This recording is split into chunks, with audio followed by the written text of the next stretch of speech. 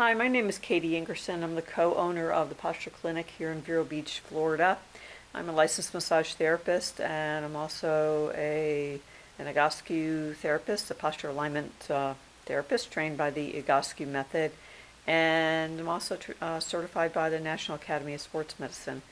We're going to talk about posture today, and we're going to talk about basically the importance of working with the whole body as a unit and not running around trying to solve problems by just working with the symptom or the place in pain. So here we have a diagram of the three planes of movement that the body is designed to move in, and this comes from strongergolf.org. You can see on the left the first plane of motion is the sagittal plane.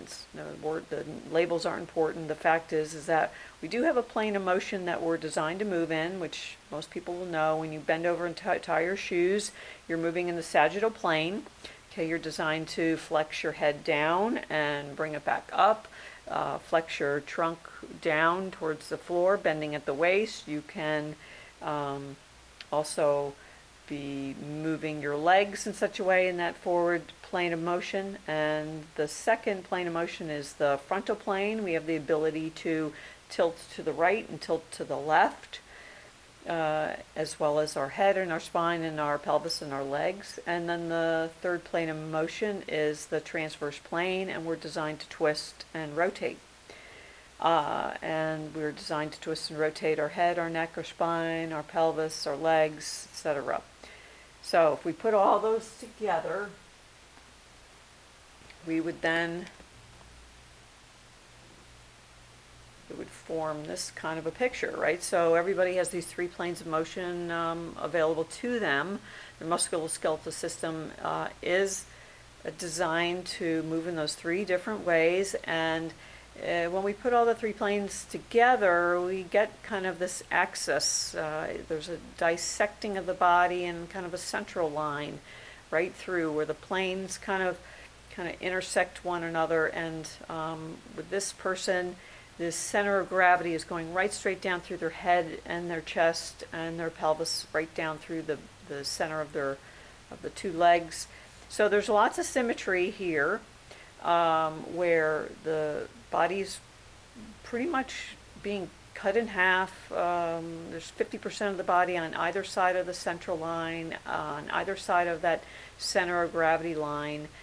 If we look at the front, we would see equal amount of the person on the right and on the left side. 50% of the body would be on the right side, 50% of the body on the left side. If you stand up and just quietly just notice the pressure of your feet on the floor. Try not to sway, but just be quiet standing there and notice the pressure on your feet.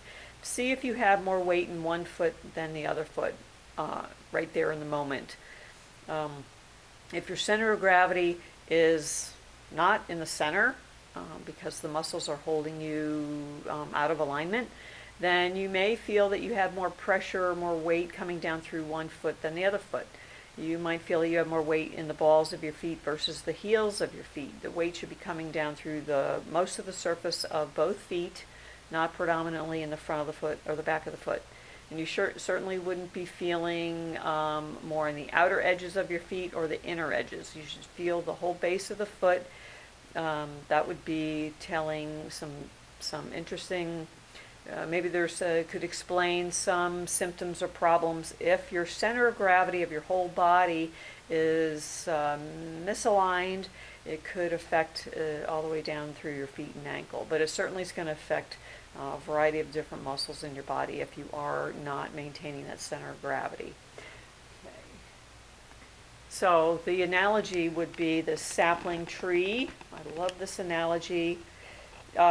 Okay, so this sapling tree, this young tree has been planted. It has 3 guy wires. You can see the third guy wire is kind of hiding behind the trunk. I think the guy wires are synonymous to the muscles of the body, and the tree is synonymous to the skeleton. If we didn't have muscles, the skeleton would be a big pile of bones on the floor. So the muscles are holding the skeleton in its shape And if there's muscle imbalances, then the shape of the body, the shape of whatever bones it's holding is going to be misaligned. So if any of these guy wires do not have equal tension, do not have equal length, then it's going to pull the trunk of that tree out of its vertical alignment. And the muscles, some of the muscles or some of the guy wires are going to be too tight.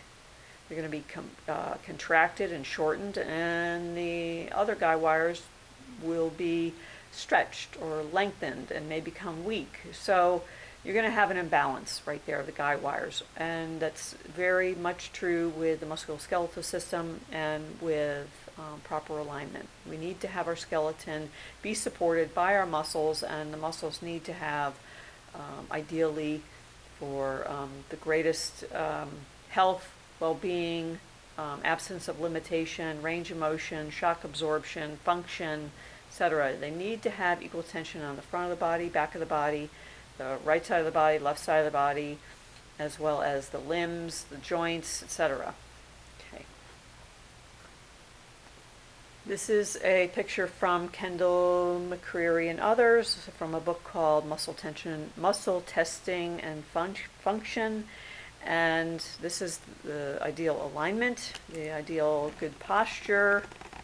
And you can see it's pretty straight. And all the load-bearing joints, those primary important joints, the ankle, knee, hip, shoulder joints, are all stacked up on that vertical line. The head is sitting right over top of the body. And the pelvis is in its ideal alignment, and we have a nice gentle S-curve of the spine. Okay, that is exactly the position that the bones are supposed to be held in by the muscles. And then we have, again, the ideal alignment is on the left diagram, and then the other pictures are not so great alignment, okay, and very common postures that people get themselves in because of muscle imbalances. Now, the key thing that I want to point out here is the pelvis is not a load-bearing joint, but it sure is a very important structure. It's a set of bones, basically in a bowl shape. Okay, the bones are not all fused together; they're held together by ligaments, but they the pelvis is very movable. Okay, it should be able to have a lot of movement, not too much movement, but certainly it needs to move. And so the muscles are, of course, going to move the bones because muscles move bones. Bones don't move bones. Muscles move bones. So whenever a bone is moving or not moving, whenever it's moving cockeyed, it's because there are muscles doing that. Okay, so now we're going to take a look at the pelvis itself, and I'm going to point out that the proper position of the pelvis is in this alignment here where there's a little bony prominence there, one there, and if we have a ruler, it will be level with the horizon or the floor. Okay, that is the proper alignment of the pelvis. That is how muscles should be holding that pelvis in its alignment. The spine, all these little teeny pieces of bone and discs that the spinal cord threads through, this is the proper alignment of the spine. Okay, this gentle S curve here, a curve there, and a curve there. It allows the head to sit right on top of there. Okay, so this is the proper alignment. Now, if muscles get imbalanced, and in particular, if the muscles in and around the pelvis get imbalanced, it's going to create a misposition, an ill position of the pelvis. In this way, we've got the pelvis now is tipping forward. This point is down in the front, this is up in the back. You get a downward slope of that pelvis. And this creates an exaggerated lumbar curve, an exaggerated upper back curve. So we have a lordosis, a kyphosis, and then look where the head is. The head is no longer over that line. You can see the front and back of the head. You can see the front and the back of the head there. You can see the stomach wall here and there. You can see the silhouette of the butt and there. Okay, and you can also see that the hip joint is now forward of that line. So this person's center of gravity is moved forward. It's no longer where that plumb line is. It's actually forward of that line. So think about leaning forward, and that's how your muscles are holding you. You would probably feel a lot of pressure in the front of your feet. There'd be pressures places where you wouldn't have pressures here. So you'd have friction, wear and tear, etc. So looking at this now, this person's position here is now on the opposite. It's tipping back. The pelvis is tipping back, and this kind of creates a hyperextension through the knee.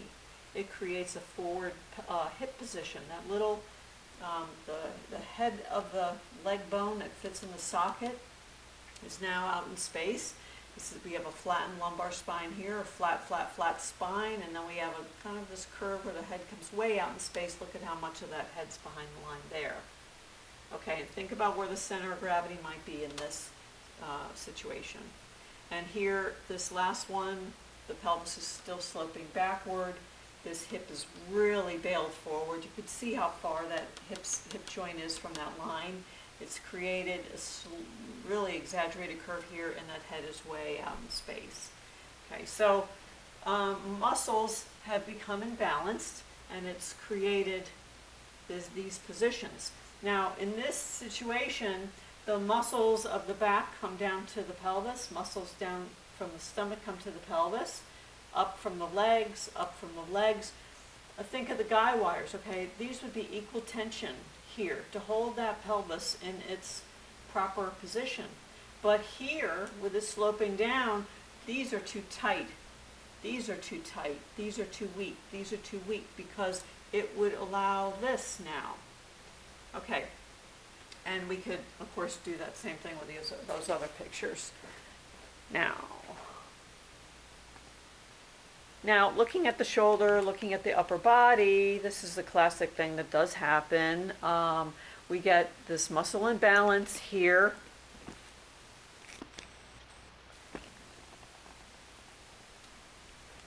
Okay, and we see this is the kyphotic, the extra rounded upper back here. The head is now forward. It's not over the shoulder. It's forward of the shoulder. This scenarios where the front of the shoulder, the pecs are too tight.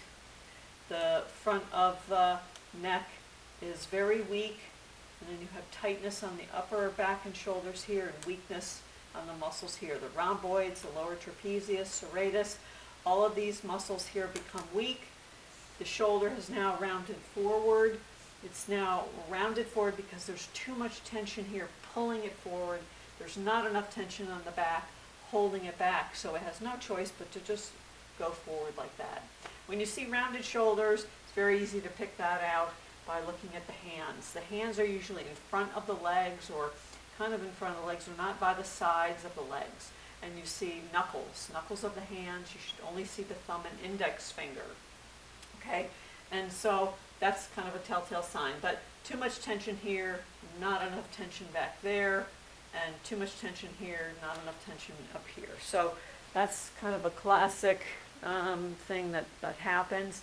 Now we could work all day long trying to get the muscle balance better on the shoulders, but we're going to go back to this picture here because remember, the shoulder girdle, the head, the spine sit on the pelvis. So we could work all day long diligently trying to retrain the shoulders and retrain the muscle, get the muscle balance in the shoulder girdle and the neck and all of that. However, if this scenario down here does not change and become this, if we continue to have these positions in the pelvis and everything that sits on top of it, then we're going to continue to have the muscle balance in the shoulder girdle. The body is a unit. We cannot go after balancing the muscles in the shoulder girdle when this is out of balance, like this or this. Okay, it's just not possible, because the reason for the muscle imbalance is because of this is the foundation for the upper body. This is the foundation for the spine. This is the foundation for the leg and the foot and the ankle and the knee. The leg bone itself right here, where it inserts into the pelvis, in my opinion, is very synonymous to the handle of a whip. Okay? The handle of a whip is wherever the muscles are holding it here, whether it's here or here or here, it directs where the lash will go, where the lower leg and foot will go. We don't see a frontal picture of the skeleton here, but if we were to look at some of the posture pictures on a frontal view, we could possibly see some different scenarios of how muscles can get the muscles in and around the hip and pelvis up here will direct where the leg is positioned and the foot, where the leg is positioned. Here we have kind of a knock-kneed and bow-legged kind of a situation. Very, very common, okay, misalignments, and that's a muscle imbalance problem, and it's not a problem with the knee, it's a problem with the pelvis and the hip musculature. Okay, so whatever inserts into the pelvis, like the legs, the leg bone, which includes the knee and the ankle and the foot, whatever sits on top of the pelvis, the spine, the shoulder girdle, the head, are influenced by, are directly victims of what position the pelvis is being held in. Okay, now couple more things to say. Reciprocal inhibition describes the process of muscles on one side of a joint relaxing to accommodate contraction on the other side of that joint. Joints are controlled by two opposing sets of muscles, which must work in synchrony for smooth movement. Okay, so opposing muscles, the front of the leg, the back of the leg, the outside of the leg, the inside of the leg, the front of the shin, the back of the shin, the front of the foot, the back of the foot, the front of the shoulder, the back of the shoulder, the front of the neck, the back of the neck. Okay, you get the picture. So what this is saying, it is impossible, our body is designed with this brilliant reflex that allows our bones to move. When our muscles get the cue to coordinate a movement of the leg, to bring the leg forward so we can walk, okay, the front thigh muscle receives a message to contract to move the leg bone forward. The back of the leg, the muscles on the back of the leg receive a message to relax. The leg would not be able to move forward. The bone of the leg would not be able to move forward if the front and the back muscles of the leg were both contracting. So the body, being this brilliant thing that it is, it's got a reflex called reciprocal inhibition. It's basically turning off the muscles on the back of the leg so the front of the leg muscles on the front can turn on. So we have this on-off kind of coordination happening, this reflex. Now, this can work against us. When we overstrengthen, when we get in a situation because of whatever reason, could be from injury, it could be from habitual patterns, it could be from, unfortunately, neglect, or muscles or body, not moving enough, etc.